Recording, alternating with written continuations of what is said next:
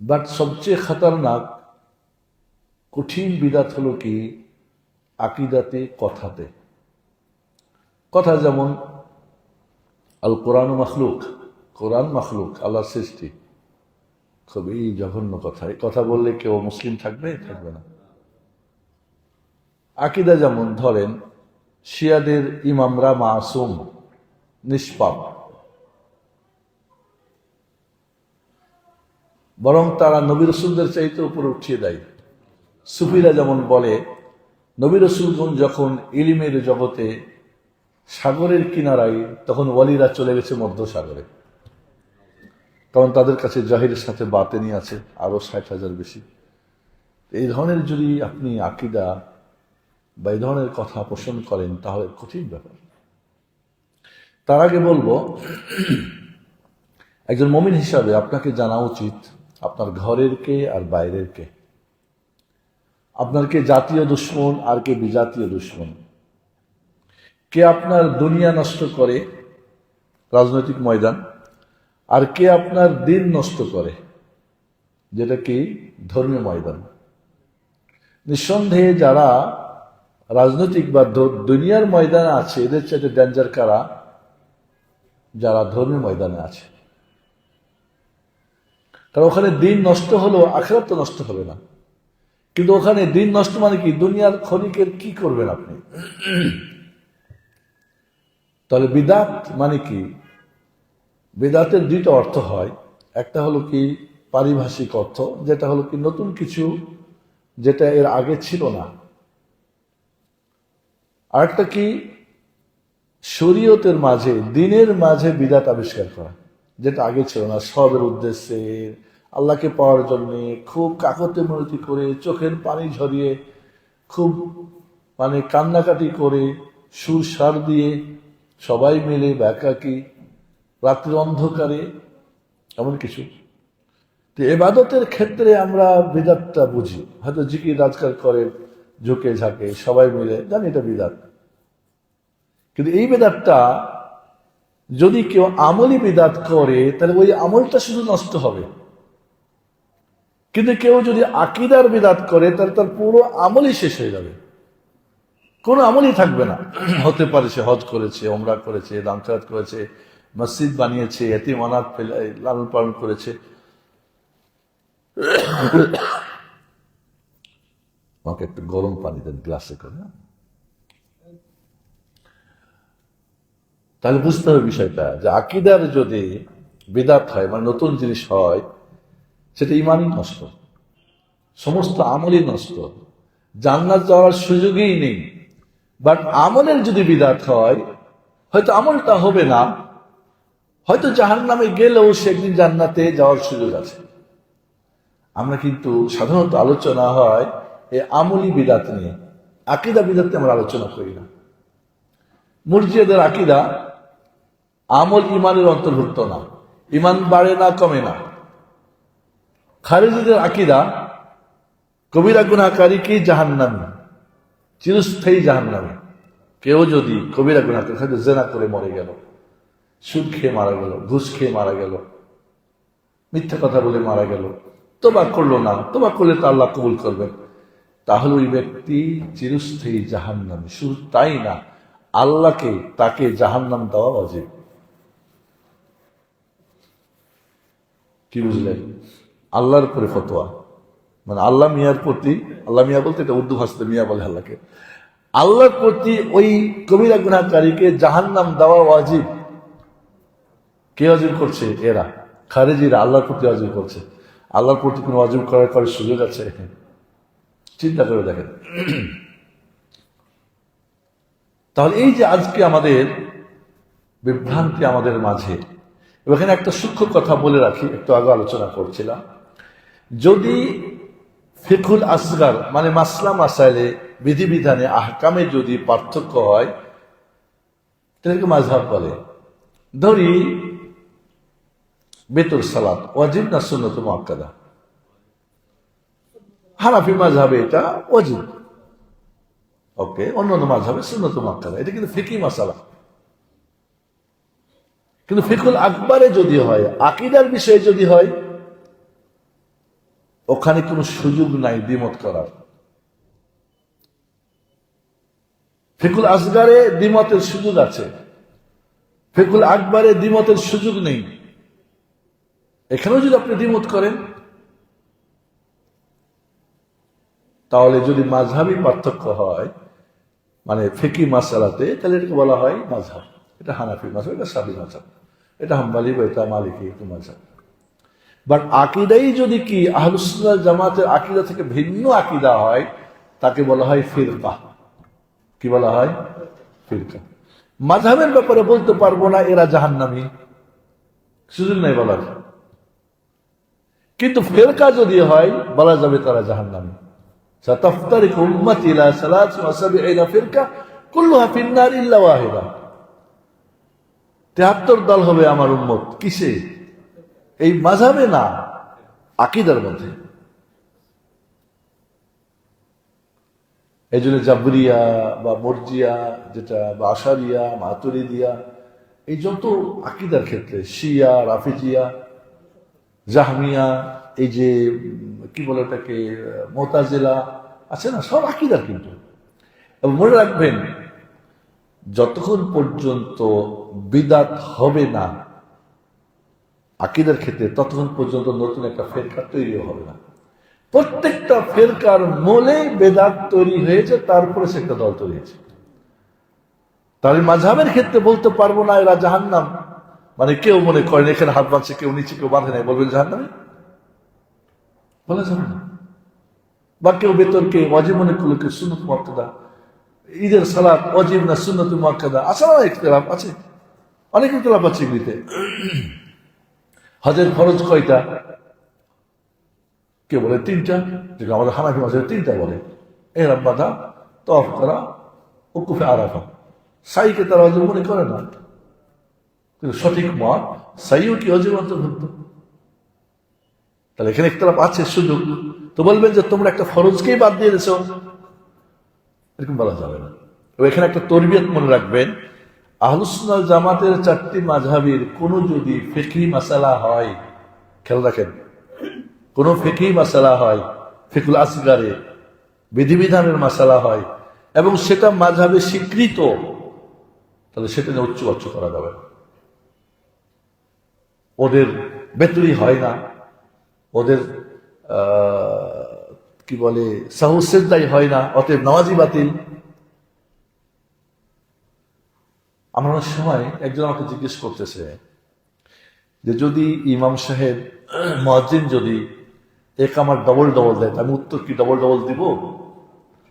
4 বার বলেন আল্লাহু আকবার, আল্লাহু আকবার, আল্লাহু আকবার, আল্লাহু আকবার, সুবহানাল্লাহ, সুবহানাল্লাহ। আমরা কেন এই প্রশ্ন করছো?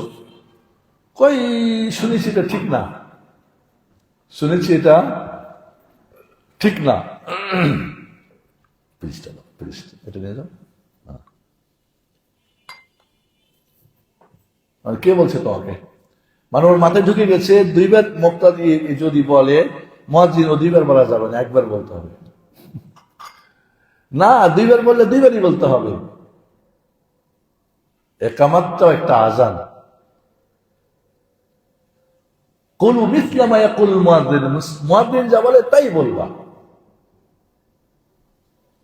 তো দেখেন, কিন্তু ফিকহি মাসলাতে আমরা ঝামেলা করি, কিন্তু আকীদাতে কোনো খবরই নাই। আকীদার মাসলায় আমাদের কোনো খবর নেই, এই সমস্ত বিদআত নেই, অনেকে জানি না, কোনো আলোচনাও করি না। তাহলে কি বললাম, এইটা মনে রাখবেন। আমি একটু শুনেছি আমাদের কিছু মুফতিরা ফতোয়া দেন, ওইভাবে বেতর হবে না, ঠিক আছে? ওয়ালি ছাড়া বিয়ে হলে বিয়ে বাতিল, জেনা আছে না? এটা হয়তো বাবার অনুমতি ছাড়াই মেয়ে বিয়ে করে নিয়েছে, হয় না কোর্ট কাছে বিয়ে, কিন্তু এটা হানাফি মাযহাবে স্বীকৃত যে সাবালক ম্যাচিউরড মেয়ে যদি উপযুক্ত ছেলে বিয়ে করে, বিয়ে হয়ে যাবে, ওয়ালি শর্ত না। ফিকহি মাসালা। আপনি এখন জেনা বানাই দিবেন, ওকে ব্যভিচার বানাই দিবেন, বাচ্চা কাচ্চা সব হারাম বানাই দিবেন, যদি ও মাযহাবের ভিত্তিতে করে থাকে না। হ্যাঁ, বলতে পারেন যে এটা ঠিক না, আবার বিয়েটা ভেঙে দিয়ে আবার নতুন করে পড়াও, কিন্তু আপনি তাকে ব্যভিচারী বানাতে পারবেন না। কোনোভাবেই যেন আমরা এই তরবিয়ত না ভুলে যাই। 4 মাযহাবের ফিকহি মাসালাতে কোনো মাসালা যদি মাযহাবে স্বীকৃত হয়, তাহলে উচ্চ করা যাবে না, হয় না, হবে না, অমুক তমুক, এই সেই না। আপনি বলতে পারেন যে ওটা জয়ীব বা এটা সহি বা এটা চেয়ে ভালো, আপনি বুঝাতে পারেন, ব্যাখ্যা করতে পারেন, কিন্তু এইভাবে কেউ উড়াই দিবেন না। বোঝা গেছে? এটা কিছু আছেন আমাদের উড়িয়ে দেওয়া মুফতি আছে না, ওই মুফতিরা খুব গরম মুফতি, মাশাআল্লাহ। এই গরম মুফতিরা আমাদের গরম করে দেয়, এটা মোটেই ঠিক না। ওকে, বুঝে আসছে ইনশাল্লাহ। কিন্তু আকিদাতে কোনো দ্বিমত হওয়ার সুযোগ নেই। একটা ছোট্ট উদাহরণ বলি। ধরি গুলশানে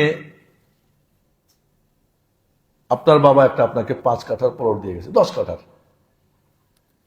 এখন 4 ভাই বাড়ি বানাবেন। 4 ভাই যদি বলেন যে আমাদের ফাউন্ডেশন 4টা, 4 ভাই 4টা ফাউন্ডেশন বানাবো, তো মুরগিরই হবে, খোপড়া হবে, ভালো বাড়ি হবে। 10 কাঠার প্লট কিন্তু বিশাল ব্যাপার, অনেক ভালো একটা বাসা করা যাবে। বলেন না 4 বইয়ের 4 চয়েস হবে না, ফাউন্ডেশন একটাই হোক। হ্যাঁ, উপরে গিয়ে ডেকোরেশনে কম বেশ করো, যার মতো ফিটিংসে, ওয়াশরুমে, এখানে ড্রয়িংয়ে কম বেশ করো, কোনো সমস্যা নেই, সুযোগ আছে না নাই? কিন্তু ফাউন্ডেশনেই যদি বলেন যে না, বড় মিয়ার ওয়াইফ বলছে না, এই একই এর মধ্যে ফাউন্ডেশনের মধ্যে তোমার ছোট বোনের সঙ্গে আমি থাকবো না, তোমার ভাবির সাথে, ও আমার সাথে এরকম, তো বাড়ি হবে না মিয়া, বাড়ি শেষ তোমার। তা আমরা কিন্তু এটাই করেছি আকীদার মধ্যে। এত ফাউন্ডেশন আমি বলি সবসময়, একটা ফাউন্ডেশনে একটাই বাড়ি হয়, 2টা হয়? ইসলামের ফাউন্ডেশন কয়টা? একটাই, 2 কোনো ফাউন্ডেশন নাই। ডেকোরেশনে কম হতে পারে। এখানে একটা আপনাদেরকে আরেকটা জিনিস, কথায় কথা আসে, যিনি দিনের দাওয়াতের কথা বলবেন, উনি সঠিকটা সর্বোচ্চ জেনে বলবেন। যারা মানবে, ডাক্তার সর্বোচ্চ চিকিৎসা দিবেন। একই ডাক্তারের চিকিৎসায় কেউ ভালো হচ্ছে, কেউ ভালো হচ্ছে না, এমনটা হয় না? কেউ ফুল, কেউ হাফ, কেউ হয় না, একই। কিন্তু ধরি আমি দাড়ি রাখার মশালা, আমাকে দাড়ি নিয়ে প্রশ্ন করলে আমি দাড়ির সর্বোচ্চ আলোচনা করব। এটা ওয়াজিব, ফরজ রাখতে হবে, যেভাবে ওইভাবে রেখে দিতে হবে, কাটা ছাটা এটা ওটা করা যাবে না। রাসূল সাল্লাল্লাহু আলাইহি ওয়াসাল্লামের হাদিস সব ব্যাখ্যা করে, যেগুলো আছে যে তিনি নিতেন ডানের সামনে, এটা হাদিস সহিহ না, অমুক বা এক মুষ্ট কাটতেন আব্দুল্লাহ ইবনে ওমর রাদিয়াল্লাহু তাআলা, ওইটা বিশেষ সময়ে মক্কাতে হজ উমরা করতে গেলে বাড়িতে এসে কাটতেন না, কাজে ওটা বাড়িতে আপনি দলিল নিতে পারবেন না, বা ওনার এই থেকে অন্য সাহাবী দলিলও গ্রহণ করে নাই, সর্বোচ্চ। এখন আমি সর্বোচ্চ বলবো, কিন্তু আমার অডিয়েন্সরা 4 প্রকারটাই একটু ডানে বামে করে বলবো, সবাই যেন দাওয়াত দেয়, এই অধিকার নেই। আমরা কিন্তু এটাই করি। এখন আমি এটা আলোচনা করার পরে 10 জনের 2 জন দাড়ি রাখলোই না, হতে পারে 2 জন রাখলো ছোট ছোট, আর 2 জন করলো কি এক মুষ্টি, ওটাও তো একটা হাদিস আছে না, এটার পক্ষে তো মতামত আছে। আর বাকিরা বললো না, রাসূল সাল্লাল্লাহু আলাইহি ওয়াসাল্লামের দাড়ি নামাজের পিছন থেকে বুঝাই তো নড়তেছে, তো দাড়ি কি ছোট হলে পিছন থেকে বোঝা যাবে? আলী রাদিয়াল্লাহু তাআলা আনহুর দাড়ি এত ঘন এবং সাইডে ছিল, লম্বা ছিল, পিছন দিক থেকে তার দাড়ি দেখা যেত, এরকম পিছন দিক থেকে দাড়ি দেখা যেত তার। রাসূলের বুক ভরে যেত, রাসূলের বুক দেখা যেত না, এত দাড়ি ছিল। তাহলে কাটার প্রশ্ন কি উঠে? এখন মনে করেন বাকিরা পুরোটা রেখে দিল, কিন্তু আমি কি বলবো যে এটা সুন্নত, যেহেতু এখানে কিছু আছে দাড়ি রাখবে না, তাই একটু এটা। আমাদের সমস্যা কিন্তু এইখানে, যিনি দায়ী আল্লাহ, যিনি ওস্তাদ, তিনি 4 রকম করে বলতেছেন, বা 4 জায়গায় 4 রকম বলা হচ্ছে, এটাই আমাদের বিভ্রান্তি। কিন্তু সর্বোচ্চ সঠিকটাই বলতে হবে। মানার ক্ষেত্রে কম বেশ হতেই পারে, জান্নাত কি একটাই নাকি সব সমান সমান যাবে? হতেই পারে। আমি দেখেছি বিভ্রান্তিটা সবচেয়ে বড়। দায়ীরা 4 জায়গায় 4 রকম আলোচনা করছি। আমরা আজকে আলোচনা করতেছিলাম যে বাংলাদেশের মাটিতে যদি ওস্তাজিরা বিড়ি খাওয়াকে, তামাক খাওয়াকে, জর্দা খাওয়াকে, গুল খাওয়াকে হারাম ফতোয়া দিত, বহু মানুষ এটা খেত না। আজকে যখন আমরা আসতেছিলাম তিনজনে, দেখলাম এক মুরব্বী দাড়ি যেভাবে পেকছে 70-এর উপরে বয়স হবে, পাঞ্জাবি পরা, মাথায় টুপি, বিড়ি টানতেছে। ওকে বলেন যে বিড়ি খাচ্ছ কেন দাদা বা নানা বা ভাইয়া? এটা মাকরুহ। এই মাকরুহ হতে দেওয়ার কারণে যারাই বিড়ি খায়, এই মুফতিদের এদের পাপের একটা অংশ দিতে হবে। নাউযুবিল্লাহ। ফিরে যাই আকীদার মাসালা, কঠিন মাসালা। আমাদের আকীদার মধ্যে এই যে আজকে বাস্তব, আজকে ইরানকে আমাদের দেশের বেশিরভাগ সমর্থন করছে না, কারণ কি জানেন?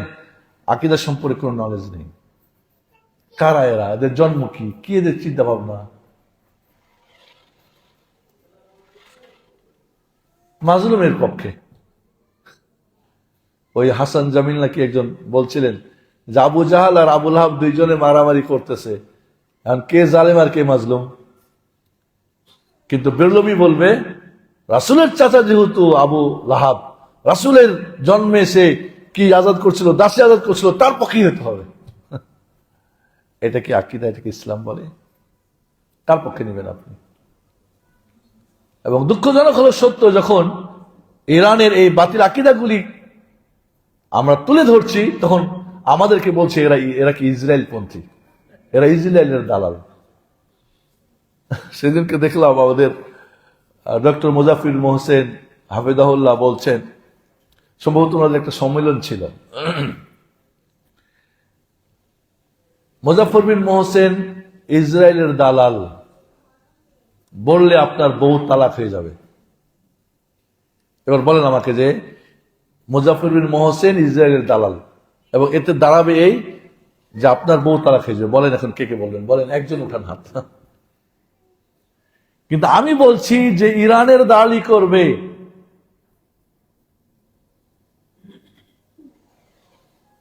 ইরানের যে দালালি করবে না, এভাবে না। কিন্তু আমি বলছি যে আমি ইসরায়েলের দালালি করি না, করি না। আমি আকীদার ক্ষেত্রে যে বিদাত মারাত্মক, এবং দেখবেন একদল আছে আমাদের দেশে, বেরলভী দল আছে না, যারা নবীকে হায়াতি মানবে না, হায়াতুন নবী নবী জিন্দা আছেন, তারা কাফের।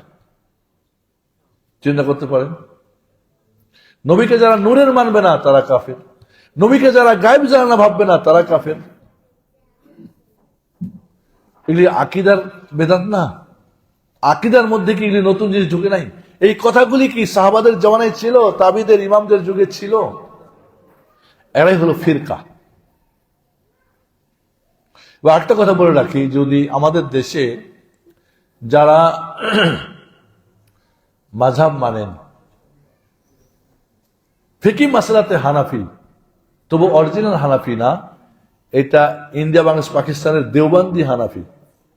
খেয়াল রাখেন, আমাদের দেশীয় যারা হানাফি মাযহাব মানেন, এরা দেওবন্দি হানাফি, অরিজিনাল হানাফি না। ওকে, মাযহাবে তারা হানাফি মেনে নিলাম, কিন্তু আকীদায় তারা কিন্তু হানাফি না। আকীদায় তারা মাতুরিদি, মুরজি আকীদা আছে, আশারিয়া আছে। আর এই জন্যে আমাদের সাথে তাদের শত্রুতা বেশি, কারণ যেহেতু আকীদাতে তারা অন্য জায়গায় চলে গিয়েছে। আকীদায় যদি এক জায়গায় থাকতাম, শুধু মাযহাবে এত ঝামেলা হতো না, আমাদেরকে এরকম আহলুল হুদুস, আমাদের কাফের ফতোয়া দিত না, আমাদেরকে ওয়াহাবিত বলে গালি দিত না, আমাদেরকে বলতো না ইসরায়েলের দালাল, আমেরিকার দালাল বলতো না। কিন্তু কেন বলে? ওই যে আকীদাই সমস্যা। আর যখনই ফেরকা হয়ে যাবে, তখনই ঝামেলাটা বেশি বেড়ে যাবে।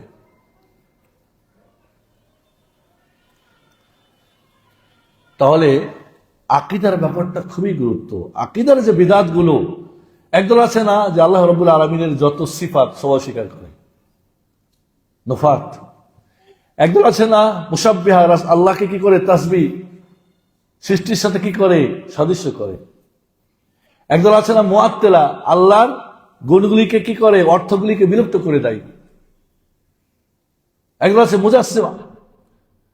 এইভাবে আকীদার জায়গাতে কিন্তু আঘাত হানছে। এবং জানেন এর পিছনে কিন্তু ইহুদিরা। আমাদের ঘরে যত বিপদ আপদ এবং আমাদের কিছু ভাইদেরকে স্বীকার করে, যাদের সামনের চেহারাটা মুসলিম, পিছনেরটা হলো ইহুদি, এই কাজটা ইহুদিরা সবসময় করেছে। ইসলামকে সামনাসামনি যখন তারা পারে নাই, পিছন দিক থেকে কাজী আমাদের ওই যে মুফতি ইব্রাহিম, কাজী ইব্রাহিম সাহেব বলছেন যেটা, যে শিয়ারা সবসময় পিছন দিক থেকে ছুরি মেরে আমাদেরকে শেষ করছে। বাস্তব কথা, ইতিহাস যারা জানে। আকীদা না জানার কারণে বা আকীদা ওদের মতো হওয়ার কারণে, যেহেতু ফাউন্ডেশন একটা, কাজে ওর সাথেই তারই থাকবে। এটা খুবই গুরুত্বপূর্ণ বিষয়। আজকে আকীদার এত ধস, আমরা আকীদা চর্চাই করি না, পড়ি না। আকীদার কথা বলে বলে এগুলি কি বলে? আকীদা মানহাজ নাকি আমাদের একটা দেখলাম কিছু বলছে, একজনের দেখলাম একটা ভিডিও, আকীদা মানহাজ ফেক কথাবার্তা, মিথ্যা কথাবার্তা। আরেকজন দেখলাম ওদের বড় লেখক বলছে আকীদা মানহাজ বলে সালাফিদের সবকে জাহান্নামী বানানোর একটা পায়তারা। আকীদা মানহাজের আলোচনা করি আমরা জান্নাতে যাওয়ার জন্য। যাদের সমস্যা আছে সমস্যা সংশোধন করে জান্নাত কেমনে যাবে, আমরা বলছি এটা বলে নাকি সবকে জাহান্নাম বানাচ্ছি। মানে দেখেন অপবাদটা উল্টা, অপবাদটা আমাদের উপর উল্টা হয়ে গেল।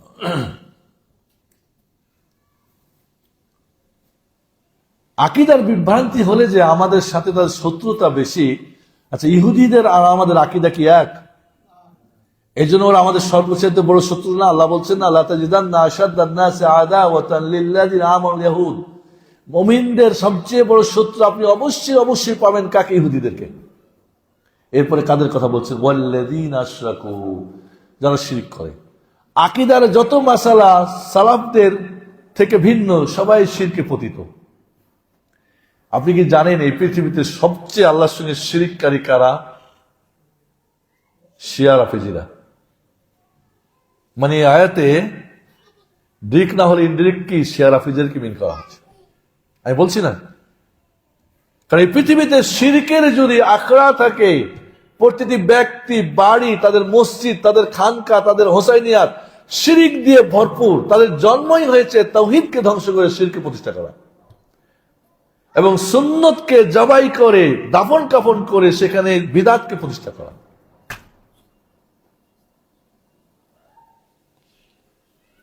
তাহলে ইহুদিদের পরে আমাদের শত্রু কারা? মুশরিকরা না, যারা শিরিক করে তারা। আল্লাহ মুশরিক বলতে পারতেন না?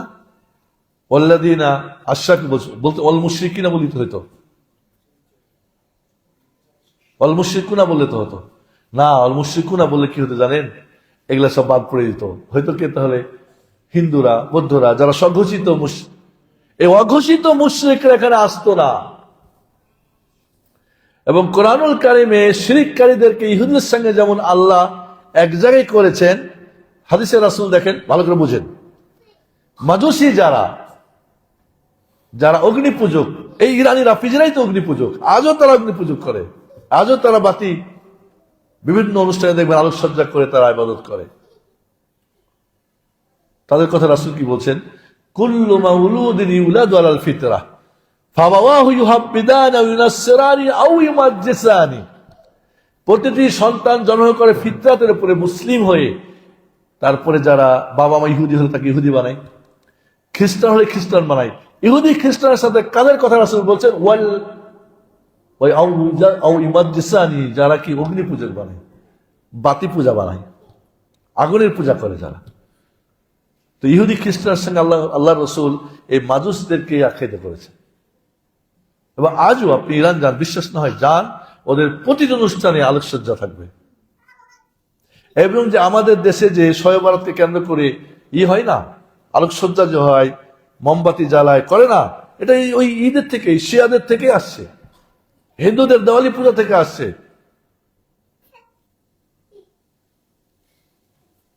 ওমর ইবনুল খাত্তাব রাদিয়াল্লাহু আনহু কে হত্যা করেছিল? কে? আবু লুলু আল মাজুসি আল ফাইরুজি আল ইরানি। এর কবর কোথায়?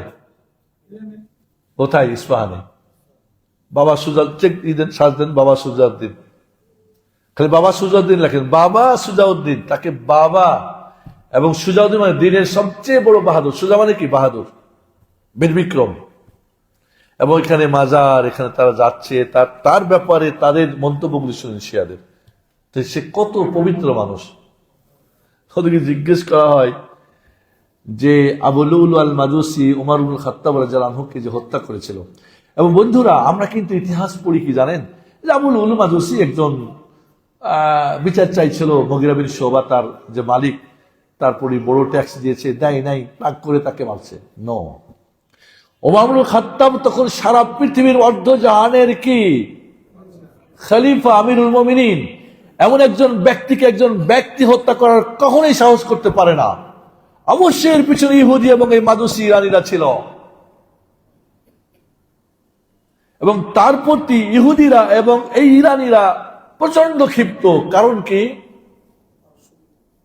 কারণ কি জানেন? আল্লাহ নবী আলাইহিস সালাম ইহুদিদেরকে মদিনা থেকে খাইবার বিতাড়িত করেছিলেন। জাজিরাতুল আরবে ছিল না? কিন্তু উমর ইবনুল খাত্তাব রাদিয়াল্লাহু আনহু জাজিরাতুল আরবে কোন ইহুদি, খ্রিস্টান, মানে ইসলাম ছাড়া, মুসলিম ছাড়া কোন ধর্ম থাকবে না, সবকে আউট করেছিলেন। কারণ এটা রাসূলের কথা, জাজিরাতুল আরবে 2 দিন থাকবে না, লা ইসতামিআ দিনা।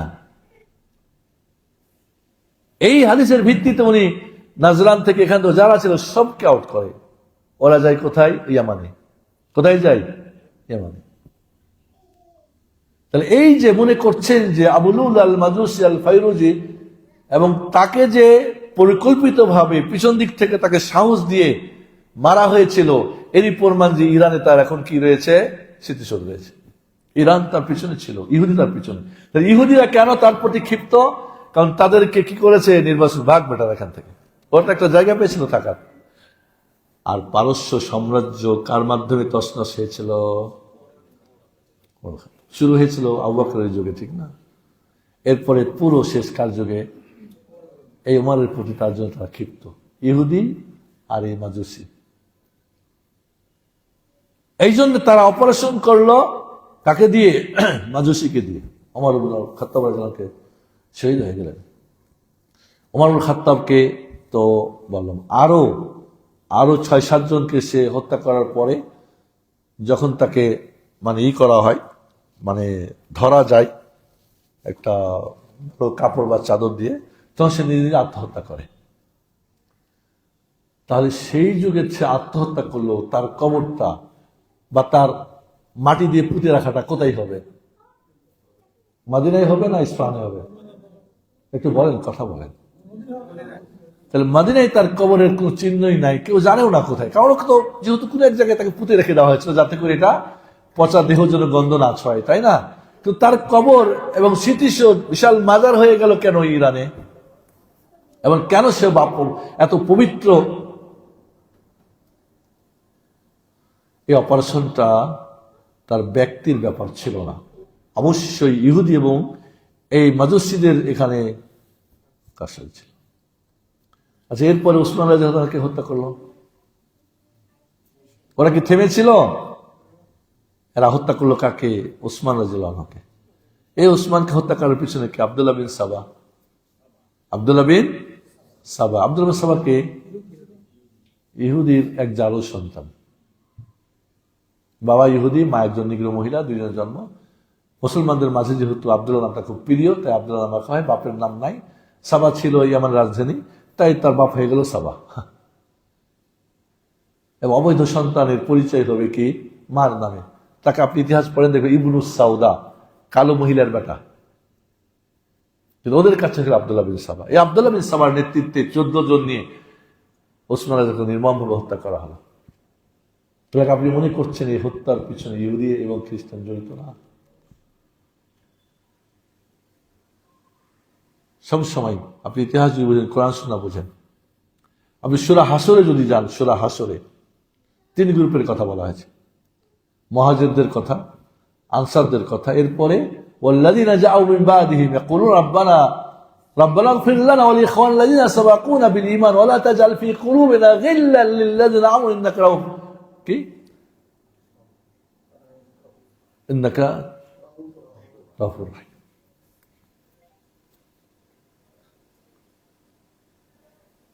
মুহাজির আনসার এর পরের যারা এরা বলবে যে আল্লাহ আমাদের ক্ষমা করো, আমার পূর্বতে ক্ষমা করো, আমাদের অন্তরে তাদের ব্যাপারে কোনো হিংসা বিদ্বেষ কোনো খারাপই রাখিও না।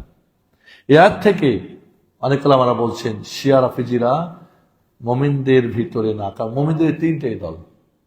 তারা যেহেতু সাহাবাদের ব্যাপারে বিতৃষ্ণা রাখে, হিংসা রাখে, কাফের বলে, মোরতাদ বলে, তাহলে ওরা কি এই মুমিনদের তিন গ্রুপের মধ্যে কোনটায় থাকলো? ওরা তো মুহাজির না, আনসারও না, তৃতীয় দলও না, তাহলে এরা কোন দলে গেল? এবং এদেরকে আমরা এই ইরানি রাফিজিদের যে আকিদা মানহাজ, শিয়াদেরকে গোলাতুস শিয়া যারা, আমরা না, আমরা কে? তাদেরকে তো ইমাম আজম আবু হানিফা রাহিমাহুল্লাহ, ইমাম মালিক রাহিমাহুল্লাহ, ইমাম শাফি রাহিমাহুল্লাহ, ইমাম আহমদ বিন হাম্বল রাহিমাহুল্লাহ, ওই যুগের বড় বড় ইমামরাই তাদের ফতোয়া দিয়ে গেছে। তারা কে? ও আপনি মাযহাবে আবু হানিফা মানেন, আকীদার ক্ষেত্রে আপনি মানেন না? আকীদার ফতোয়া দিয়ে গেছে, ফিকহুল আকবার পড়েন না আপনি? এই জন্য বন্ধুরা, আকীদার ব্যাপারটা, আকীদা যেমন খুব গুরুত্বপূর্ণ, আকীদাতে যারা বিচ্ছিন্ন হয়েছে, বিভিন্ন বাতিল আকীদা নিয়ে আসছে, এরা আমাদের সবচেয়ে বড় শত্রু এবং সবচেয়ে বড় ভয়ঙ্কর। কারণ আমলে যদি বিদআত হয়, আমলটা নষ্ট হবে, জাহান্নাম গেলেও জান্নাত যাওয়ার সুযোগ আছে। কিন্তু আকীদাই যদি বিদআত হয়, নতুন কিছু হয়, তাহলে কিন্তু তার আর ঈমানই তো নাই, তো কোনো আমলেই কবুল না, যা করেছিল সবই তো বাতিল হয়ে যাবে। এত বড় ভয়ঙ্কর একটা জিনিস নিয়ে আলোচনা করলে আমরা বলি এইসব এরা ভেক কথা, এগুলি সব জাহান্নামে বানানোর পায়তারা করতেছে এরা। কোন কাফেরকে যদি আপনি কাফের না জানেন, নিজেই কাফের হয়ে যাবেন। কোন মুমিনকে যদি কাফের বলেন, তাহলে আপনি নিজেই কাফের হয়ে যাবেন। মারাত্মক আকীদার মাসালা। বলে আমি জানি না, কেমনে জানেন আপনি? না জানেন কিসের আপনি মুমিন? কোন মুমিন মূর্খ থাকতে পারে না। মুমিনকে অবশ্যই জানতে হবে, কারণ ঈমানের ব্যাপারটা অবশ্যই জানার সঙ্গে সম্পর্ক। ইলম সবচেয়ে বড় পাওয়ার, নলেজ সবচেয়ে বড় পাওয়ার। আর এই নলেজ যারা অর্জন করে, ম্যান পাওয়ার, এরা সবচেয়ে বড় পাওয়ার পৃথিবীতে। আমাদের ইলিম নাই, এই জন্য আমাদেরও দাম নাই। 10 বছর 20 বছর আসে এয়ারপোর্টে, তাকে রিসিভ করার জন্য কেউ নেই। ওর লাগেজ খুলে সব বের করে নিয়েছে, তার হিসাবও নেই। এই হলো আমাদের অবস্থা। এই জন্য বন্ধুরা, আমাদের আকীদার ব্যাপারটা যদি আমরা না বুঝি, এবং এই আকীদা যে কিসের মধ্যে, আকীদার মাযহাব ক্ষেত্রে যে ভিন্নতা, এটা কখনোই গ্রহণযোগ্য না, অসম্ভব। শিয়া রাফেজিদের নিয়ে এখন অনেক লেখালেখি হচ্ছে। তারপর আমরা কিছু চামাচিকা আছি, চোখ বন্ধ করে সূর্যের আলো দেখতে চাই না। চামাচিকা আছে না, সূর্য যখন উঠে তখন নাকি চোখ বন্ধ করে পাছাটা উপরে করে ঝুলে যা বলে কি এই আলো আমি দেখতে চাই না। এই চামাচিকা মার্কা মুসলিম হলে আপনার ঈমান ঠিক থাকবে? হ্যাঁ? আর আমরা যখন আপনাকে বলবো এই বিষয়গুলি গুরুত্ব, তখন আমাদেরকে আপনি ফতোয়া দিয়ে কাফের বানাই দেবেন। ইসরায়েল হলো, আচ্ছা আপনাদের প্রশ্ন করি, ইসরায়েলকে কে প্রতিষ্ঠিত করেছে ফিলিস্তিনে? আমেরিকা না? আমেরিকা, মূল আমেরিকা। এর সঙ্গে সহায়তা করেছে ফ্রান্স এবং ইংল্যান্ড। আমেরিকা কে? কংগ্রেস কি? ইহুদি। এই যে পাগলা ট্রাম্পকে আবার নিয়ে আসলো, কেন নিয়ে আসলো? তখনই তো পাগলারে পাগলা পাগলা বলে ওরাই তো ওরা বাদ করছে। আবার আসলো কেমনে? কারণ এটা ইহুদি ব্যাপার আছে, ওদের স্বার্থ আছে। আমেরিকার এখানে ইহুদি যাকে চাইবে সে আসবে, অন্য কেউ আসবে না। আবার নেশে তার স্বার্থ চলে নিয়ে আসছে। এই ইসরায়েলকে বসাইছে কে? আমেরিকা। শাহাদেরকে সরাই দিয়া, সুন্নিদেরকে সরাই দিয়া এই খোমাইনি শিয়া রাফেজিকে বসাইছে, সে তো আমেরিকা। এর মানে ধরে নেন ইসরায়েল হলো আমেরিকার বড় ছেলে, বৈধ ছেলে, বৈধ কিন্তু। আর শিয়া রাফেজি হলো ছোট ছেলে, অবৈধ। এদের জন্মই তো অবৈধ, আব্দুল্লাহ বিন সাবা থেকে। কথা বুঝবেন? আপনার উত্তর থাকলে আমাকে বলেন, ইতিহাস জানা থাকলে বলেন, আর কথা বলবেন না। এখন আমাদের বুঝে ধরে না যে ইসরায়েল মারতেছে ইরানে। ইসরায়েল মারবে কেন? ইসরায়েলের চেয়ে কি আমেরিকা বেশি শক্তিশালী না? আমেরিকা তো মেরে দিলে হয়ে যায়। আচ্ছা, আরেকটা প্রশ্ন, আরব দেশগুলিতে আমেরিকান ঘাঁটি কেন? কি কারণে আমেরিকান ঘাঁটি? এই ইরানের জন্য। কারণ আমেরিকা একে বসাইছে, আর জানে আরবরা যে আমাদের সবচেয়ে জানের শত্রু, ইমান আকিদার শত্রু, ইসরায়েলের চেয়ে থেকে বড় শত্রু আমাদের ইরান। আর ইরানের পাওয়ার নিয়ে, এই নিয়ে, ওই নিয়ে বিশাল সোশ্যাল মিডিয়াতে প্রচার প্রসার, অমুক তমুক আছে না, এই তার চুল্লি মুল্লি, বিভিন্ন সময় ধমকি টমকি, এই অর্থনীতি, এই সমরনীতি, কত কিছু। এই পর্যন্ত কিছু কোনো অবরোধ করছে? কিছু করছে? কিছু করে নাই। এগুলি আরবদেরকে বুঝিয়েছে যে দেখো, তোমাদের বড় শত্রু তোমাদের ঘরের এই ইরান। এই ইরান তোই তোমাদের কাবা ঘরে 30,000 হাজি মারছে। এই ইরান তোই তোমাদের পাথর চুরি করছে। তো ইতিহাসটা আছে, শুরু থেকে পুরো ইতিহাস তো মুসলমানরা জানে। এত বড় শক্তির বিরোধিতা করা বা মোকাবেলা করা তোমাদের দ্বারা সম্ভব না। অর্থাৎ আমি আমেরিকাকে তোমাদের প্রতিটি দেশে ঘাঁটি দাও, কোন সময় সে যদি করে তো আমি কি করব? প্রতিহত করব। এখন আবার ওই ইরানকে দিয়ে মারাচ্ছে, আমেরিকা কোনো প্রতিহত করেছে?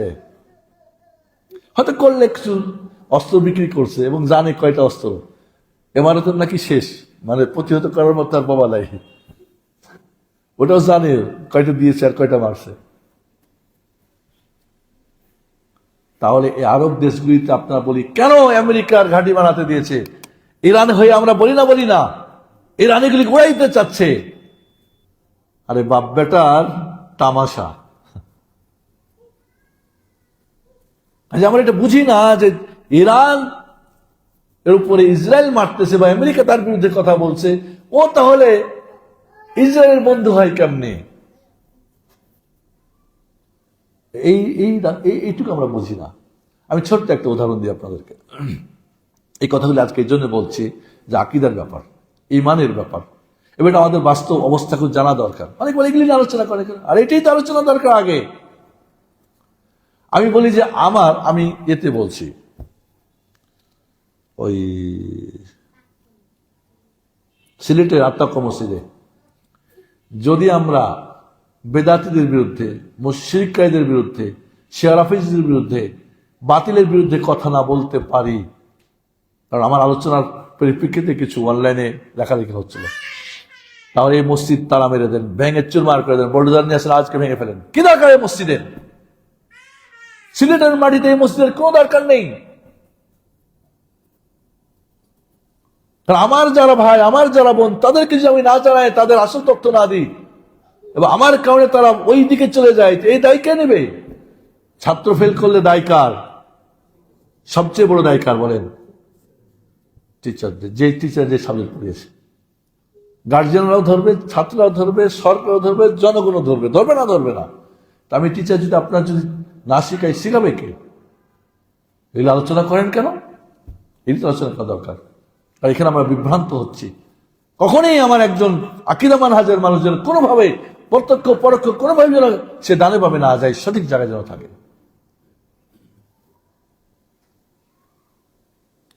তাহলে এখানে দুইটা কারণ।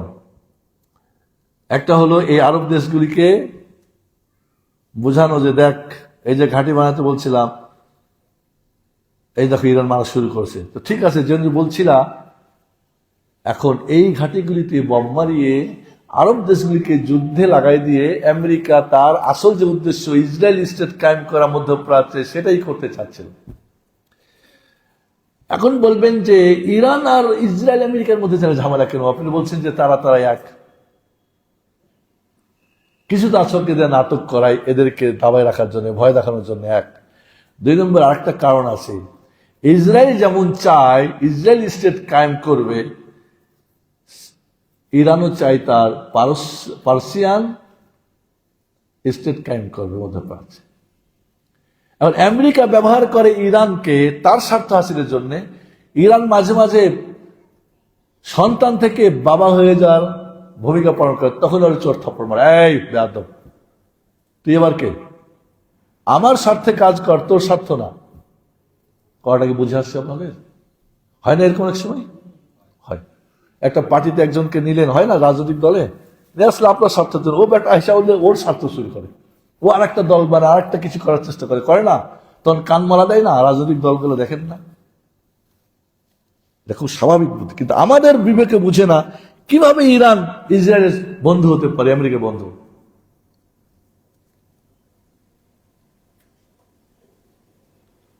আমাদের দিনাজপুর, বৃহত্তর দিনাজপুর এলাকায় একটা আছে, মানে চর্চা ছিল, এখন নাই। হয়তো ছোট ভাই আর বড় ভাইয়ের কোনো বিষয় না, হয় না দ্বিমত, কোনো ভয় পাচ্ছে না ছোট ভাইকে দাবাতে। করে কি জানেন? বাস্তব কিন্তু বড় ভাই ছোট ভাইয়ের যেখানে গরুরা পানি পান করে, আছে না, আমাদের কিন্তু গরু পালতো আগে, এখন তো আর নাই, 10টা 15টা স্বাভাবিক মানুষের বাড়ি থাকতে গরু, ওই পানির মধ্যে বিষ মাখা দিত। দেখা যাচ্ছে সকালে উঠে গরু যখন মাঠ থেকে আসে, সবাই তো পানি খুব তৃষ্ণা থাকে, পানি ঢালে আর খায়, রাত্রিবেলা সব গোয়াল ঘরে সব মরে পড়ে আছে।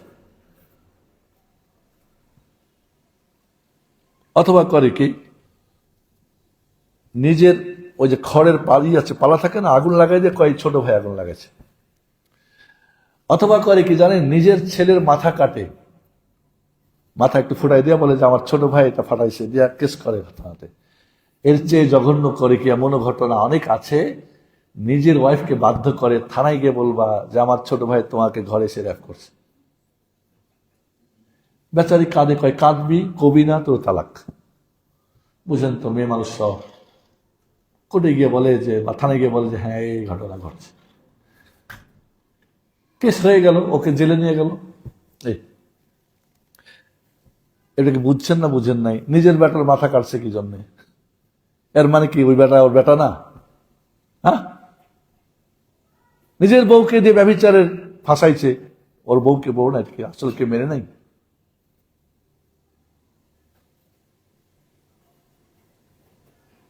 ফজরের নামাজ পড়ে বাড়িতে যাচ্ছেন, দেখছেন আপনার তারুতাজা একটা লাউ গাছে একজন পানি ঢালতেছে। কিরে ভাই, তুমি এখানে লাউতে পানি ঢালো কেন? কয় কে বা কারায় গাছটা কেটে দিয়েছে, মরে যাচ্ছে, যে পানি ঢালছে। আহাম্মক যদি হন তাহলে ওকে নিয়ে গিয়ে বাড়িতে নাস্তা করবেন, আহারে আমার কত হিতাকাঙ্ক্ষী রে, আহাম্মকের কাজ। চালাক যদি হন বলবে একটু দাঁড়ান ভাই, বাড়িতে একটা লাঠি নিয়ে এসে ধৈরা বাইন্ধা পিটাতে শুরু করেন, বল বেটা এই গাছ কাটছে কে, বল তুই জানলি কেমনে এই গাছ কাটছে, মানে ও নিজেই কাটছে। বোঝা গেছে কথা? এইটুকু আমরা বুঝি না। আল্লাহর কসম করে বলছি, যাদের আকীদা মানহাজ ঠিক থাকবে, সাধারণ মানুষ হলেও বাতিলকে বাতিলই ভাববে, হক বাতিলের মধ্যে পার্থক্য করতে পারবে। আর যাদের আকীদা মানহাজ ঠিক নাই, ও যতই বড় পণ্ডিত হোক, হক বাতিলের পার্থক্য করতে পারবে না, যেটা আমরা বাস্তবে দেখতেছি। এটি স্বাভাবিক, এটি স্বাভাবিক বন্ধুরা। এই জন্য আমি আপনাদেরকে শিয়াদের কিছু, এদের আকীদা, ইহুদি এবং শিয়াদের আকীদা, মানহাজ এবং ইবাদত এবং ফিকহ আকবর এবং আসগারে আমি একবার আলোচনা করেছিলাম 70টা মাসাইল, 70 মাসালাতে একই, তারা একই। আজকে গুরুত্বপূর্ণ তাদের কয়েকটা আকীদা বলবো আপনাকে। ইমামি আকীদা। ইমামি আকীদা কি? এই ইমাম আকীদার জন্যই সমস্ত সাহাবা কাফের। আল্লাহ নবী আলাইহিস সালাম গাদিরে খমেনাকে বলে গেছেন, বেশ আবু বকর উমরকে, যে আমার পরবর্তী ওয়ালি, আমার ওয়ালি এই দায়িত্ব পাবে খেলাফতের বা ইমামতের কে? আলী রাদিয়াল্লাহু আনহু। সাহাবা ইকরাম রাসূলের এই ওসিয়ত না মানার কারণে সব কাফের হয়ে গেছে। সবচেয়ে বড় কাফের আবু বকর ওমর। চিন্তা করতে পারেন। এবং এই ইমামরা মাসুম, নিষ্পাপ। এই ইমামদের সনদ ছাড়া কোনো হাদিস গ্রহণযোগ্য না। এই জন্য বুখারী, মুসলিম ওদের চলবে না। শিয়া বলতেছে বুখারী ছিল কাযযাব, সবচেয়ে বড় মিথ্যুক, তার উস্তাদরা ছিল সব কাযযাব, মিথ্যুক, সব উল্টাপাল্টা কিছু গ্রহণ করা যাবে না। মানে মূল জায়গায় হাত দিয়েছে। এদের কোরআন নেওয়া, এরা যেহেতু কাফের মুরতাদ, এদের কোরআন নেওয়া যাবে না, হাদিসও নেওয়া যাবে না। দিনের থাকলো কি? আহলে বাইত। চিন্তা করতে পারেন আমাদের মূল জায়গায় যারা কোঠার মারছে। এই দেখবেন আমাদের দেশে বুখারী পড়া হয় বরকাতান, আমল করার জন্য না। কেন? কেন? বুখারীর হাদিস বললে, বুখারীর নাম বললে গায়ে জ্বালা লাগে কেন? আহলুল হাদিস শুনলে এনার্জি হয় কেন? কেন? কি কারণ? যেখানে সবাই একমত যে না, কিতাব কোরআনের পরে সবচেয়ে বিশুদ্ধ হাদিস গ্রন্থ কি? বুখারী। মুখে কিন্তু কাজে না, কাজে আমরা মানি না।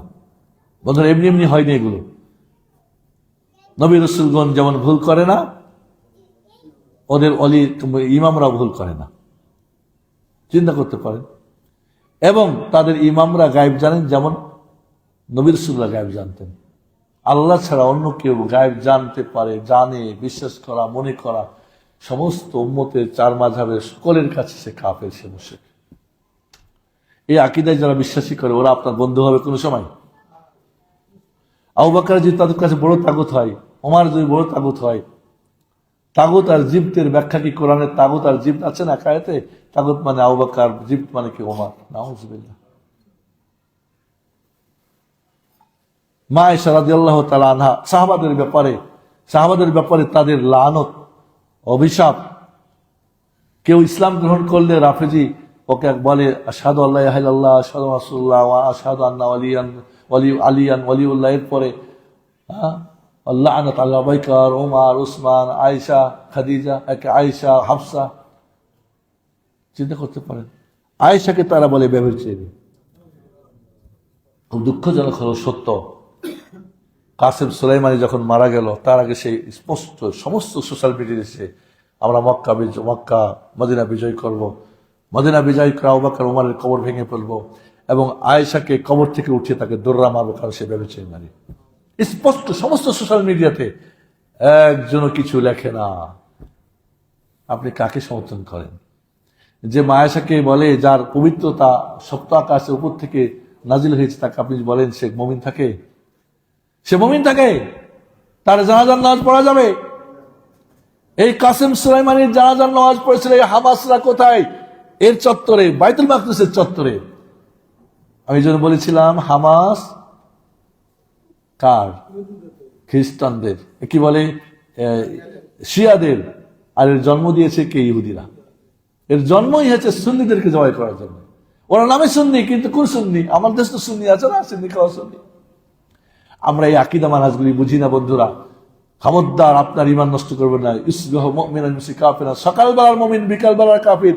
ইউমসি মুমিনান ইসবিহু কাফিরান, বিকালবেলার মুমিন সকালবেলা কাফির। এইখানেই আপনার সকাল বিকালের কাফের মুমিন হওয়ার অবস্থা এসে গেছে আমাদের। কাকে সমর্থন করবেন আপনি? আজকে সাহাবাদেরকে যারা কাফির বলে, মুরতাদ বলে, আয়েশাকে ব্যভিচারিণী বলে, এবং হাফসা এবং আয়েশা এমনও পাওয়া গেছে, বুঝছেন? সেবার আমি হজে ছিলাম, যে মহিলাদের একটা জুতা আয়েশার নামে, আরেকটা জুতা কি হাফসার নামে, এই জুতা পরে তারা হজ করতে গেছে। এবং পুরুষদের একটা জুতা আবু বকর, একটা তো ওমর। এবং এগুলিকে ধরাও পড়ছে এবং তাদেরকে ফাঁসিও দেওয়া হয়েছে। সৌদি সরকার করছে। বেশ কিছুদিন দেখেন নাই ইরান আসছিল না হজে? আমাকে একজন বলতেছে, তাহলে ইরানিদেরকে হজ করতে দেয় কেন সৌদি সরকার? করে না? করে না। তো আব্দুল্লাহ বিন উবাই বিন সালুলের গ্রুপ রাসূলের পিছনে মসজিদ নববীতে নামাজ পড়তো না? পড়তো না? না করছেন। তখনকার ব্যাপার আলাদা, এখনকার ব্যাপার আলাদা। আমাদের মোমিনদের সাথে সম্পর্ক কি অন্তরের সম্পর্ক? অন্যদের সঙ্গে সম্পর্ক আমাদের কৌশলী সম্পর্ক, কৌশল। যেহেতু এটা ইন্টারন্যাশনাল ভাবে সম্ভব না, মুসলিম রাষ্ট্রগুলি সবাই মিলে তাদেরকে কাফের ফতোয়ার একমত হবে? হবে না। তাহলে কেমনে দিবেন আপনি? চাই না তো, সৌদি সরকার তো চাই না। অনেকে ফতোয়া আছে তারা কাফের, রাষ্ট্রীয় ভাবে এত সহজ না। আজ আপনি এই বিষয়গুলিকে আপনি কোন জায়গায় কোথায় লাগাই দেন? এই শিয়া রাফিজদের আকীদা হলো যে কোরআন বিকৃত। আল্লাহ বলছে ইন্না নাহনু নাযালনাল যিকরা ওয়া ইন্না লাহু লাহাফিজুন। পড়েন, খোমেনির বই পড়েন, কোরআন বিকৃত, এই কোরআন মানা যাবে না। আমাদের যেরকম কোরআনে আছে না সূরা মারিয়াম, ওদের আছে সূরা ফাতেমা। আমাদের আছে না কোরআনে আছে না যে ইব্রাহিম, ইউনুস সূরা আছে না নাম, ইউসুফ, ওদের আছে হাসান, হোসেন, সবার আহলে বাইতের সবার নামে কি কোরআনের সূরা আছে, কারণ ওদের তো 60 পারা কোরআন তোদের। এই কোরআনকে যে বিকৃত মনে করবে সে মুমিন থাকবে? আপনি আর আমি না জেনে কেন কথা বলি?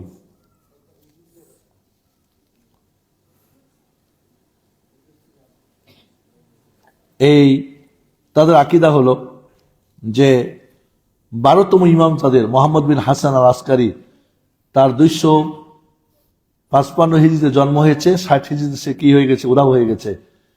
সে এখনো বেঁচে আছে, শেষ জমানায় আসবে এবং সব সুন্নিকে হত্যা করবে আর শিয়াদের রাষ্ট্র কায়েম করবে। মানে ইমাম মাহাদি সর্বশেষ এসে কি করবে? খেলাফত কায়েম হবে, আছে না হাদিসে? এটা হবে কিসের? শিয়া মাযহাবের। ওই জন্যই তাদের শিয়া স্টেট কায়েম করার জন্য তাদের আকীদা, যেমন ইহুদির আকীদা ইসরায়েল স্টেট কায়েম করা। এই মুহূর্তে সুযোগ দেওয়া হয়, আপনারা জানেন ইসরায়েল কত সুন্নি হত্যা করছে বলেন, টোটাল কত? আর শিয়ারা কত করছে? 1 কোটি, 1 কোটি প্রায়। তাহলে আপনি চিন্তা করতে পারেন, তাহলে কে আমাদের বন্ধু? দুজনই আমাদের বন্ধু না, কিন্তু ইসরায়েল ব্যবহার করছে। ইরানের সুন্নি সব শেষ, যারা আছে ওইভাবেই হয়তো আছে কিছু কিছু। ইরাকের শেষ, লেবানন শেষ, সিরিয়াতে সিরিয়ায় করছে কি তারা? বাশার আসাদ তো শিয়া, নোসাইরিয়া। এবং শিয়াদের কত দল? ইসনা শিয়া দল, হ্যাঁ, আগা খান, সব শিয়া থেকে বহু দলের জন্ম, এবং সবগুলি বিভিন্ন ভাবে। আব্দুল্লাহ বিন সাবা থেকে শিয়া হলো, শিয়া থেকে খারেজি হলো, আর কি হলো? সুফি বাতেনি। এই 3টার লিঙ্ক সবসময়। আমি আপনাকে চ্যালেঞ্জ করে বলছি, কেউ যদি কোন ইতিহাসের পাতায় বিশ্বস্ত দেখাতে পারে যে এই 3 দল ইসলাম ও মুসলমানদের কোনোদিন বিন্দু পরিমাণে কোনো কাজ করেছে, ধ্বংস ছাড়া কোনো লাভ করেছে, ফিলিস্তিনের মাটিতে ওদের একটা ঔষধ গেছে, 1 ফোঁটা পানি গেছে, একটা ঘর তৈরি করেছে, ওরাই নাকি যুদ্ধ করছে ফিলিস্তিনদেরকে বাঁচানোর জন্য।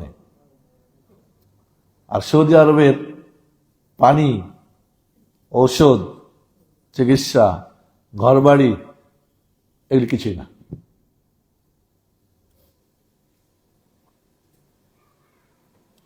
আমরা কোথায় আছি বন্ধুরা? আমি ফিরে যাচ্ছি, আসলে কথাগুলি হচ্ছে কি একটা উদাহরণ, কিন্তু আকীদার বিষয়টি সবচেয়ে কঠিন।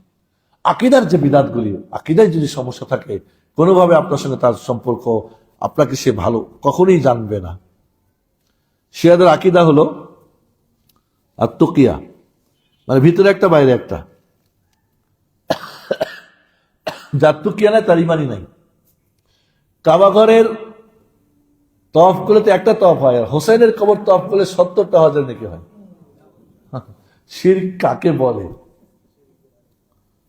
এবং আমি এরকম শুনেছি আমাদের ছাত্ররা, সৌদি আরবে যেখানে আমি ছিলাম, দাম্মাম আল্লাহ সাহুফে, এখানে বেশ কিছু শিয়া আছে।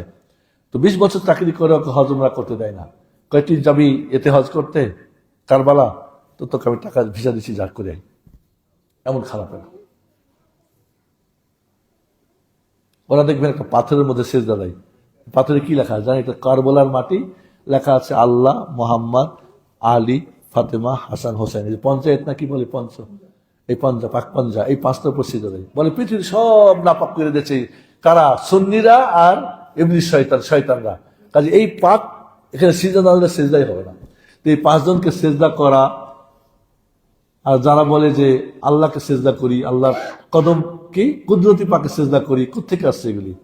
এই কথাগুলি আসছে কোত্থেকে? এই যে আল্লাহ সর্বত্র বিরাজমান, এই আকীদা কোত্থেকে আসছে? আল্লাহ যে নিরাকার, কোত্থেকে এগুলি আসছে? কোত্থেকে এগুলি?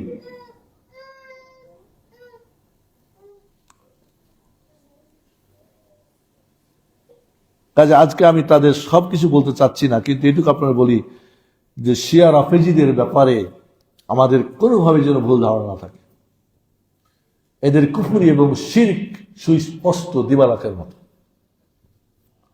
এদের জন্মই হয়েছে আমাদের মূল তাওহীদকে ধ্বংস করে শিরক প্রতিষ্ঠা করা এবং বিদআত, রাসূলের সুন্নাত বাদ দিয়ে সব ইমামদের সুন্নাত কায়েম করা। আমাদের কোরআন মানে না, হাদিস মানে না, আমাদের সব কাফের, আমরা সব কাফের। এই জন্য একজন বলেছিলেন, ইহুদিদেরকে জিজ্ঞেস করা হয় তোমাদের সর্বশ্রেষ্ঠ কে, বলবে তারা কে? মূসা আলাইহিস সালাম। এরপরে তার সাহাবীরা। খ্রিস্টানকে জিজ্ঞেস করলে সর্বশ্রেষ্ঠ কে, বলবে কি? এরপরে কি হাওয়ারিন, তার সাহাবীরা। যদি জিজ্ঞেস করা হয় তোমাদের দিনের সর্বশ্রেষ্ঠ কে, বলবে মুহাম্মদ সাল্লাল্লাহু আলাইহি ওয়াসাল্লাম। সবচেয়ে নিকৃষ্ট কে, বলবে আবু বকর, ওমর, আলী, কি বলে উসমান, সাহাবীরা। রাসূলের 23 বছরের জিন্দেগির যাদেরকে হাতে কলে মানুষ করলেন, রাসূলের মৃত্যুর পরে সব মোরতাদ হয়ে গেল। এই টিচারটা ভালো না খারাপ? আপনারা বলেন, এই টিচারকে সম্মান করা অসম্মান করা হলো। আমি গত সপ্তাহে আমাদের দিনাজপুর দাওয়াত সেন্টারে 4 খলিফার জীবনী আলোচনা করতেছিলাম, মানে একটা কোর্স আর কি, 4 দিনে। বিশেষ করবেন না, আলহামদুলিল্লাহ যারা ওখানে ছিল 20-25 জন, এমন একজন ছিল না যে কাঁদে নাই। স্বাভাবিক, ভালোবাসা তো মানুষ কাঁদে। আবু বকরের জীবনী পড়ে আপনার কান্না আসে না, আবেগ আসে না, ভালোবাসা হয় না? লানত করবেন নাউজুবিল্লাহ। এবং এটা আমি এখন এই উত্তরায় 3 নম্বর সেক্টর চালু করছি, একটা ক্লাস হয়েছে, আরো হবে। সাহাবাদের ভালোবাসা না থাকলে, সাহাবাদেরকে আপনি মক্কা বিজয়ের আগে যারা খরচ করেছে, মক্কা বিজয়ের আগে যারা, পরের যারা, রাসূল কি বলেছেন? যদি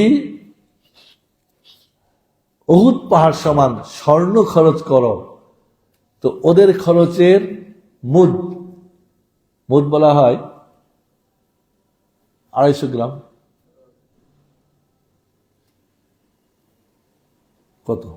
200, 2.5 কেজির 5 ভাগের 1 ভাগ কত হয়?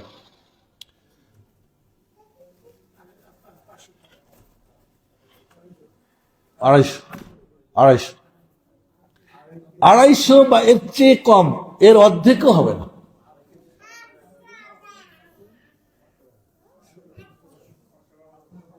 যতটুকুই হোক, ওর বা হচ্ছে অর্ধেক খরচ করেছে তারা, তুমি পুরা 7.5 কিলোমিটার উহুদ পাহাড় খরচ করে তার সমান হবে না। লা তাসুব্বু আসহাবি, তোমরা আমার সাহাবীদেরকে গালি দিও না।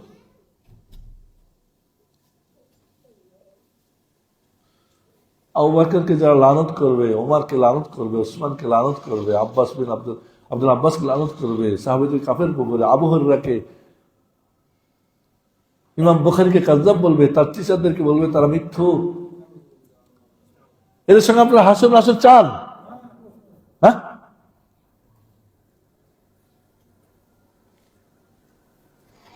তবে তাদের সাথে আমাদের ভালোবাসাটা কেন? বাবাই নাকি একটা বড় মাছ নিয়ে আসছে, একটাই তো মাথা।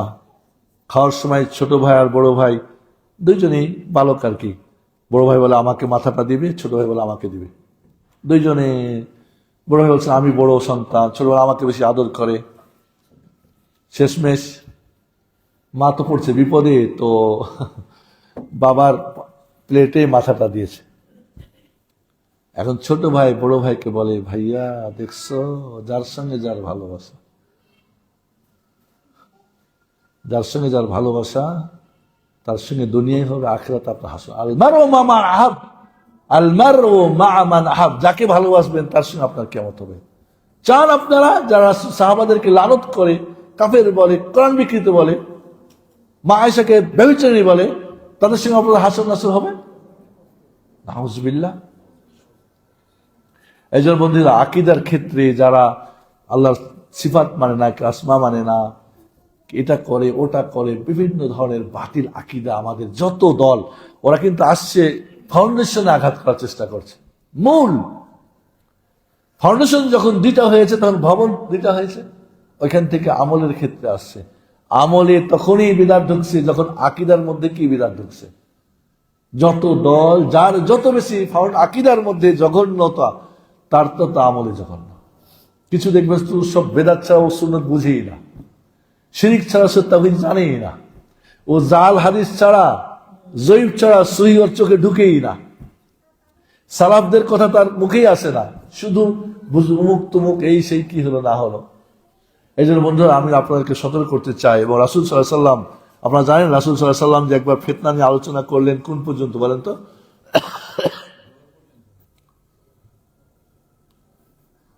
ফজর পড়ে শুরু করলেন, জোহর, বিরতি, আবার আসর, আবার মাগরিব। রাসূল সাল্লাল্লাহু আলাইহি ওয়াসাল্লাম, মুসলিম শরীফের হাদিস, যত ফিতনা, তার উম্মতের প্রতি তার ভয়,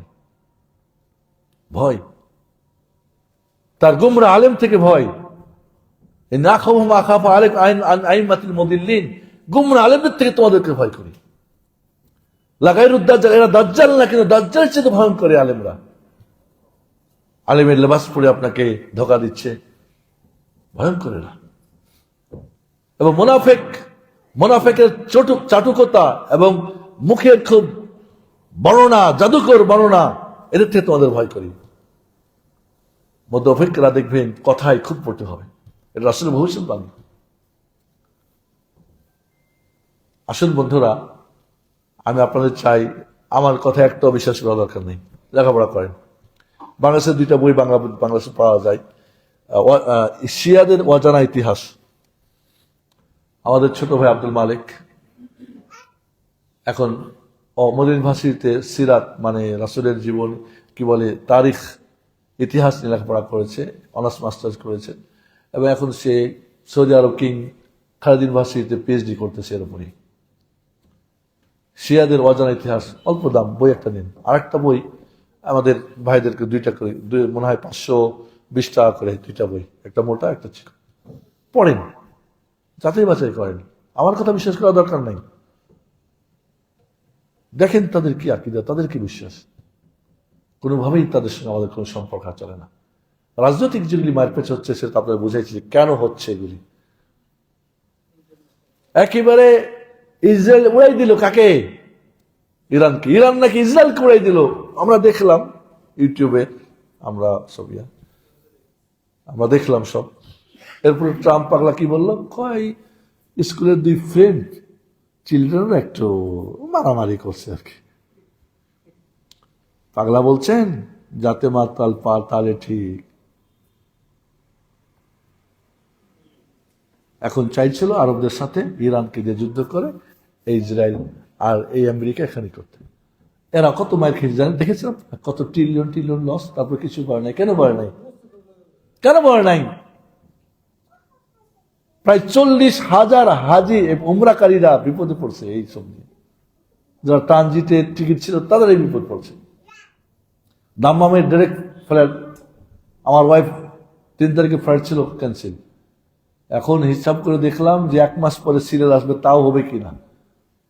পরে দাম্মাম আর খোবারের 2 বাংলাদেশ বিমানের, আমার তো ওখানে, আমি তো সৌদি আরব তো আমার দেশ আলহামদুলিল্লাহ, ওখানে যে কোনো জায়গায় যে কোনো অধিকার, যে কোনো দাবি আদায় করার লোকজন আছে আলহামদুলিল্লাহ। ফোন দিলাম, আমাদের ভাইরা সহায়তা করলো, 2 ম্যানেজারে মিলে একটা টিকিট ম্যানেজ করে, এটা কঠিন একটা ম্যানেজ করা।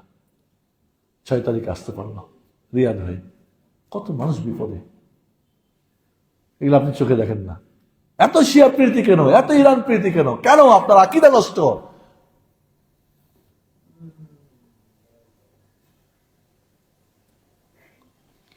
সুবহানাল্লাহ, আমাদের এমন একটা পর্যায়ে আমরা পৌঁছছি, মানে এই ফিতনার মধ্যে আমরা সবাই। এই জন্য আপনাদের বলবো যে আমলের বিদাত নিয়ে তো অনেক আলোচনা করি, অনেক খুব গরম এই আকিদার যে বিদাত গুলো কঠিন জিনিস। আমলেরটা হয়তো আজকে কালকে হয়তো সে ফিরে আসবে, কিন্তু আকিদা ফিরে আসা অনেক কঠিন। আমি বাহরাইনে 6-7 বার গিয়েছি। ওইখানে খোমেনির একজন মানে সাগরিদ, খুব মানে ঘনিষ্ঠ, প্রায় 20 বছর তার সঙ্গে ছিল, তোবা করে সুন্নি হয়েছে, বাহরাইনের সে হাসান আল হোসাইনি, অনেক বই লিখেছে। তার সঙ্গে কয়েকবার আমি বসেছি। আপনি ওদের সাথে বসেন আর ওদের এই খোমেনি আর এই ইরানিদের আকীদা বিশ্বাস শুনেন, আপনি অবাক হয়ে যাবেন কিগুলি বলে। এবং উনি ওইখান থেকে আসার আগে আস্তে আস্তে বুঝছে, আস্তে আস্তে বেশ কিছু ওদের তথ্য চুরি করছে।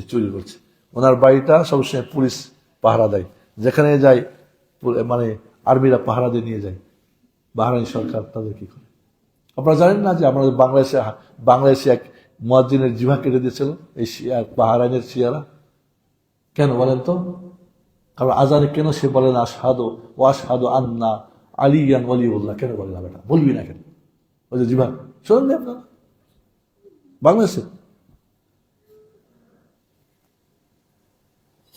কেউ যদি পুরো ইরান খোঁজ করে আবু বকর নাম বের করতে পারেন, ওমর নাম বের করতে পারেন, আয়েশা নাম বের করতে পারেন, হাফসা নাম বের করতে পারেন, কেউ যদি রাখে তাকে হত্যা করা হবে। কেউ যদি তার সন্তানের নাম এবং তাদের বাচ্চাদের খেলনার নাম কি আবু বকর, ওমর, উসমান, এদেরকে লাথি মারে।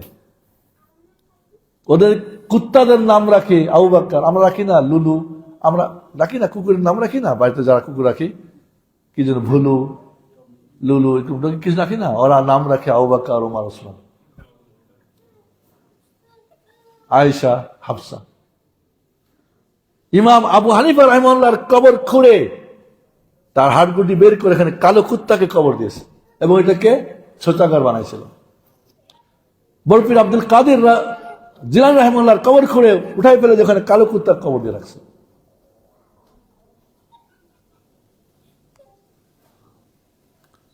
এরপরে এদের সাথে আমাদের দাহরম মাহরম, ওই যে যার সঙ্গে ভাইয়া, যার সঙ্গে যার ভালোবাসা।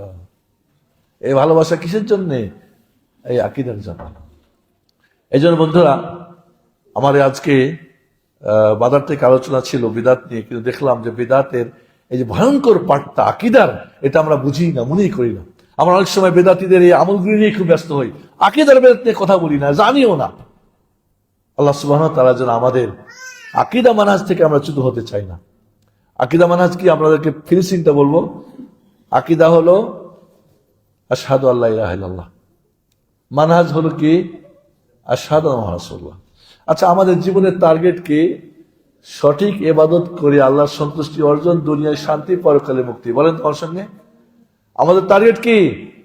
ওই যে আমাদের গিয়াস ভাই বলতেছিলেন একটু আগে, আমাদের টার্গেট হলো আল্লাহর সঠিক ইবাদত করে আল্লাহর সন্তুষ্টি অর্জন, দুনিয়ায় শান্তি, পরকালে মুক্তি।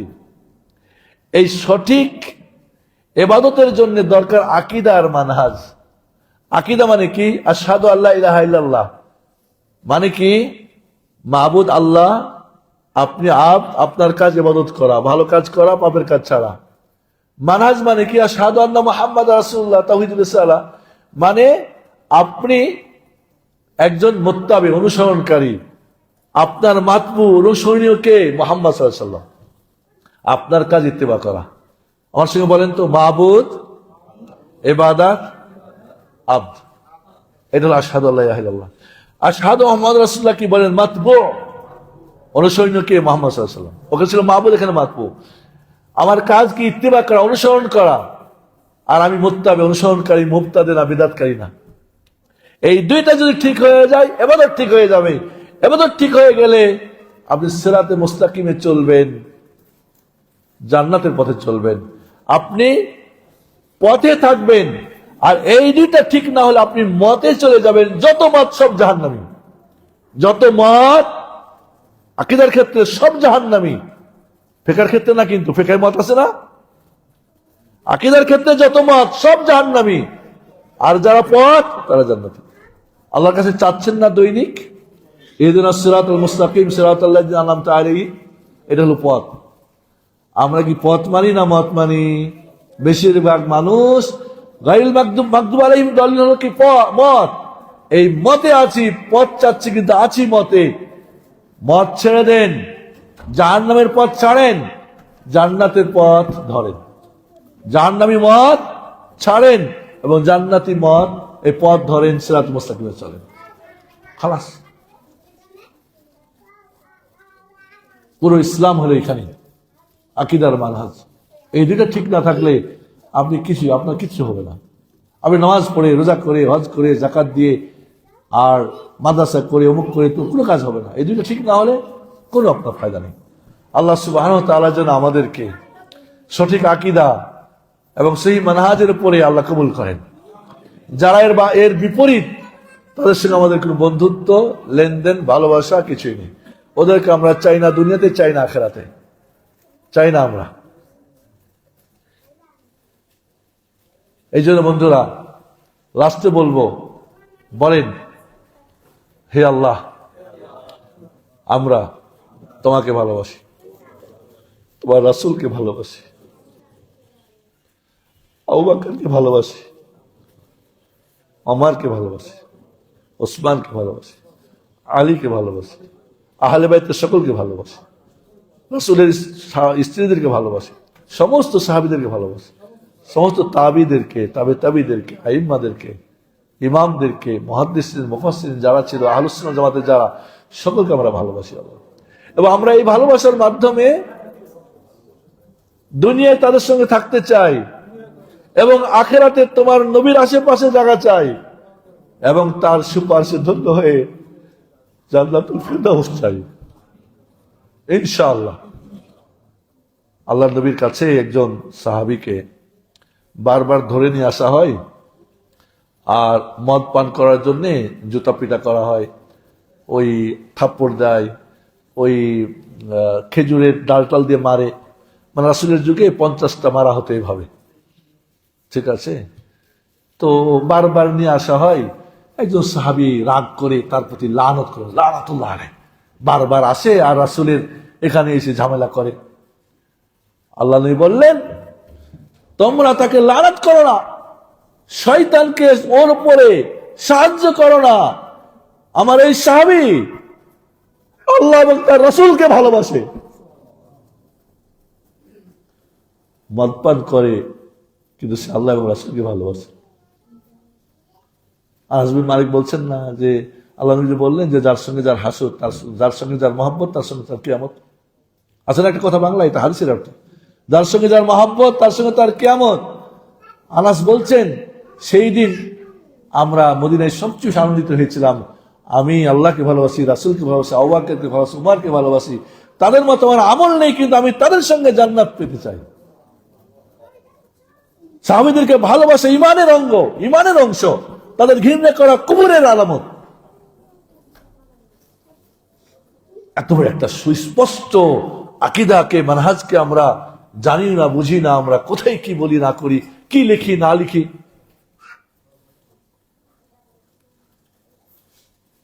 মানে এমন একটা সময় কিছু লিখলে যেন আপনাকে জাহান্নামে পাঠিয়ে দেবে, কিছু লিখাও যায় না, বলাও যায় না।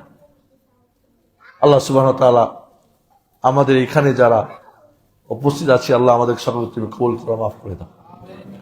হে আল্লাহ, এখানের প্রতি সপ্তাহে সূরা আকীদা মানহাজের আলোচনা কবুল করে নাও। যারা এই আয়োজনে আছেন, যারা অর্থ দিচ্ছেন, সময় দিচ্ছেন, যারা বুদ্ধি দিচ্ছেন, পরামর্শ, আল্লাহ সবাইকে তুমি কবুল করে নাও। আল্লাহ তুমি কবুল করেছো আজকে